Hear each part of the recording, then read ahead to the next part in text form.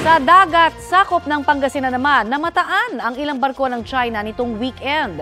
Sa katabing probinsya ng Zambales, tinataboy rin ang tinaguriang monster ship ng China na nagbalik doon. Balitang hatid ni Jonathan Andal. 34 nautical miles o halos 63 kilometers lang mula sa baybayin ng Bolinao, Pangasinan. Ganito kalapit ang vessels 3104 at 3301 ng China Coast Guard nang namataan. Agad pinalipad ng Philippine Coast Guard ang kanilang Islander aircraft at sinubukang itaboy ang mga Chino.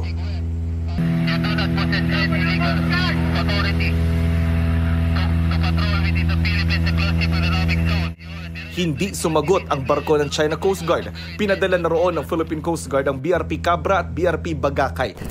Ginagawa na raw kasing normal ng China ang illegal na pagpapatrol sa loob ng Philippine Exclusive Economic Zone. That you are inside in the Philippine Magiging profesional at maingat naman daw ang PCG para maiwasan ang pagdala ng tensyon sa pinag-aagawang teritoryo. Bukod sa dalawang barko sa Pangasinan, patuloy namang namamalagi sa ating Exclusive Economic Zone ang Vessel 5901 o ang tinaguriang monster ship ng CCG.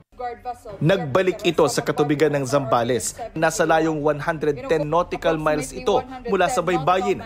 Sinubukan itong itaboy ng BRP Teresa Magbanwa batay sa 2016 Arbitral Award. The China Coast Guard Vessel 5901. This is Philippine Coast Guard Vessel BRP Teresa Magbanwa. You are advised that you are currently sailing within the Philippine Exclusive Economic Zone.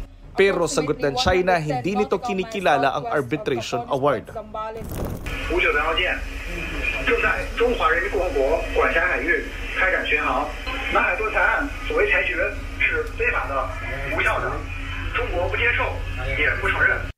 Ang monster ship ng China ang pumalit sa China Coast Guard Vessel 3304 na ayon sa PCG ay naitaboy raw nila palayo sa baybayin ng Zambales. Sinusubukan pa naming makuha ang reaksyon ng Chinese Embassy kaugnay nito.